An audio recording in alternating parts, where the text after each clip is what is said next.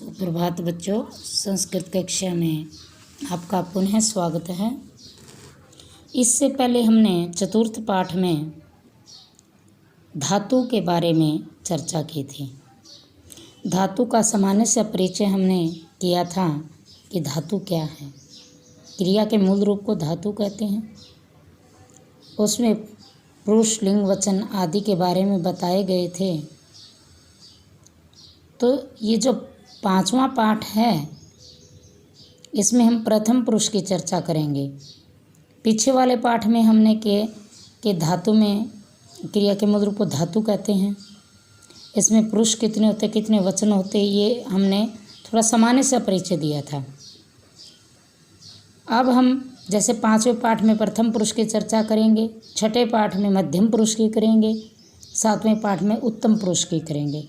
तीनों पुरुषों की हम चर्चा करेंगे। तो पांचवें पाठ में प्रथम पुरुष के बारे में बताया गया, जो तीनों लिंगों में चलता है। प्रथम पुरुष कौन होता है, इसके बारे में भी हमें पता होना चाहिए। जैसे हमारा इंग्लिश के अंदर क्या होता है, अब हमारा जो संस्कृत में प्रथम पुरुष है वो अंग्रेजी के अंदर थर्ड पर्सन कहलाता है। कौन कहलाता है? Third person. जैसे आप करते ही, सी, इट, नेम, ये आप अंग्रेजी भाषा में थर्ड पर्सन बोलते हो। लेकिन हम क्या करते हैं, प्रथम पुरुष में बात तो वही होती है, लेकिन हमारा प्रथम पुरुष कहलाता है। ये थर्ड पर्सन न कहला करके हमारा प्रथम पुरुष, इसका पहला स्थान होता है।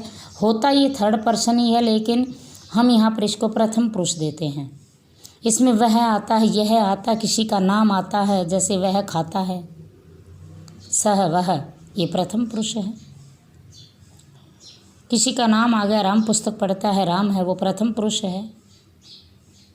तो इस बारे में हम थोड़ी चर्चा करेंगे, प्रथम पुरुष में क्या क्या है। तो जो जैसे ऊपर लिखा हुआ सह कह अस्ति, वह कौन है, वह कौन है। ये सह प्रथम पुरुष है। कौन है? प्रथम पुरुष है। यह है वह नाम, मैंने अभी बताया था। और जो क्रिया दे रखी है अस्ति, ये कर्ता के हिसाब से है, क्योंकि जो भी क्रिया काम करती है वो कर्ता के हिसाब से काम करती है। तो इस पाठ में थोड़ा यही समझा गया है। जैसे आपकी पुस्तक में लिखा भी है, क्या लिखा है आपकी पुस्तक में? वाक्य में क्रिया का प्रयोग कर्ता के पुरुष व वचन के अनुसार होता है। यही मैंने कहा था, जो हमारी अस्ति दे रखा है, ये क्रिया है, ये कर्ता के हिसाब से काम करती है। वह कौन है? अब वह एक वचन है, तो क्रिया भी एक वचन है, क्रिया भी एक वचन है।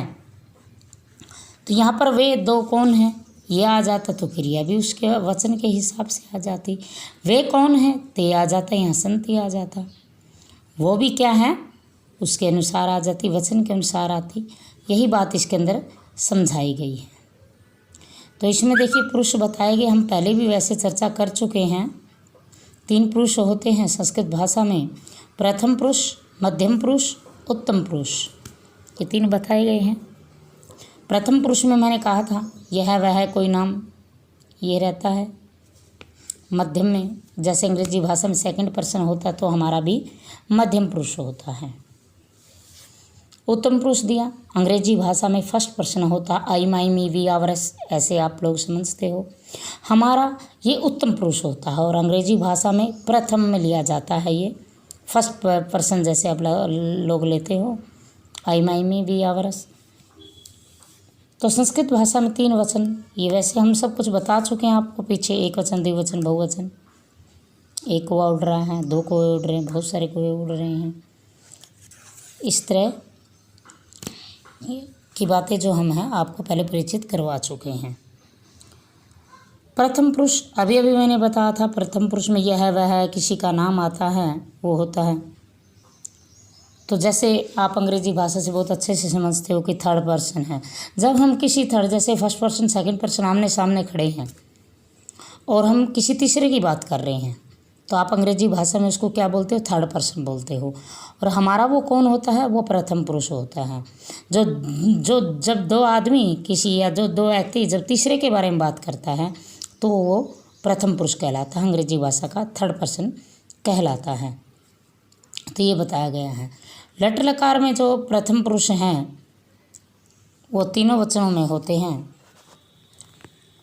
क्रिया भी जो है कर्ता के हिसाब से काम करती है। जैसे वह है, सह है, अस्ति, वे दो हैं, तौ स्तः, वे बहुत सारे हैं, ते सन्ति, तीतः अन्ति, ये हमारे प्रत्यय लगते हैं। इसके अंदर क्या लगते हैं, जैसे सह के साथ ती लगा, तौ के साथ तह लगता, ते के साथ अंति लगता। क्रिया कर्ता के हिसाब से काम करती है, यही मैंने बताया आपको पहले। और लिंग भी हमारी संस्कृत भाषा में 3 होते हैं। कितने होते हैं, 3, पुल्लिंग, स्त्रीलिंग, नपुंसकलिंग, 3 होते हैं ये। जैसे सह कह अस्ति, वह कौन है, आपको दिखाई दे रहा, ये पुल्लिंग है। अगर ये स्त्रीलिंग होता तो यहाँ पे सा आता, वह स्त्रीलिंग के लिए। क्रिया चाहे कौन सा भी लिंग हो एक जैसी रहेंगी, चाहे पुल्लिंग हो, चाहे स्त्रीलिंग हो, चाहे नपुंसकलिंग हो, सेम रहती हैं। हिंदी भाषा में लिखते हैं जैसे वह बालक है, वह लड़की है, वह फल है, ऐसे। लेकिन जब हिंदी भाषा में कहते हैं कि लड़का खाता है, क्रिया हो गई खाता है, लड़की खाती है, मतलब ऐसे होता है। लेकिन हमारी संस्कृत भाषा में क्या होता है, वह खाता है तो भी खाद्यति, लड़की खाती है तो भी खाद्यति। तो हमारी क्रियाएं कोई भी लिंग हो तो एक समान रहती हैं। तो ये किसको दर्शा रहा है, सह पुल्लिंग को दर्शा रहा है, सा किसको दिखा रहा है, स्त्रीलिंग को दिखा रहा है, तत् किसको दिखा रहा है, नपुंसकलिंग को दिखा रहा है। तो कह भी पुल्लिंग दिखाता है, का स्त्रीलिंग होता है, किम नपुंसकलिंग होता है। पूछा गया वह कौन है, सह बाला अस्ति, वह बच्चा है, स सक्षमः अस्ति, वह सक्षम है, सा का अस्ति, वह कौन है, यानी स्त्रीलिंग के लिए वह कौन है, स बाला अस्ति, वह लड़की है, सा सिद्धिका अस्ति, वह सिद्धिका है, तत् किम अस्ति, वह क्या है, क्योंकि यह नपुंसकलिंग है। तत् फलम अस्ति, वह फल है, तत् आम्रम अस्ति, वह आम है। मतलब इस तरह से लिंगों का ज्ञान होता है। कर्ता अलग अलग हुआ है, क्रिया एक समान रहती है। तो इस पाठ में केवल प्रथम पुरुष के बारे में बच्चों यही बताया गया है। प्रथम पुरुष तीनों पुरुषों में, ये क्या नाम, लट लकार जो है तीनों पुरुषों में चलता है। केवल यहाँ प्रथम पुरुष की चर्चा की गई है इस पाठ के अंदर। प्रथम पुरुष तीनों लिंग तीनों वचनों में चलता है। ती तह अंति, प्रथम पुरुष में केवल यही प्रत्यय लगेंगे, ती तह अंति, सह तौ ते, सह अस्ति, तौ स्तः, ते सन्ति। पुल्लिंग के हिसाब से कर सकते हो। स्त्रीलिंग सा अस्ति, ते स्तः, ताः सन्ति, स्त्रीलिंग। तत् अस्ति, वह है, क्या पुस्तकम भी कह सकते हो। ते स्तः, तानि सन्ति, तत् ते तानि, चाहे किसी का नाम भी ले सकते हो। प्रथम पुरुष में रामः रामौ रामा, रामः अस्ति, रामौ स्तः, रामाः सन्ति, लता अस्ति, लते स्तः, लताः सन्ति, फलम् अस्ति, फले स्तः, फलानि सन्ति, फलं फले फलानि, अस्ति स्तः, सन्ति, तीतः अन्ति।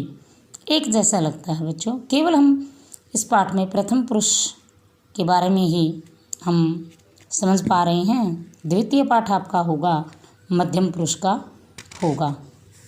तो केवल प्रथम पुरुष को ध्यान से समझिए। इति ओम।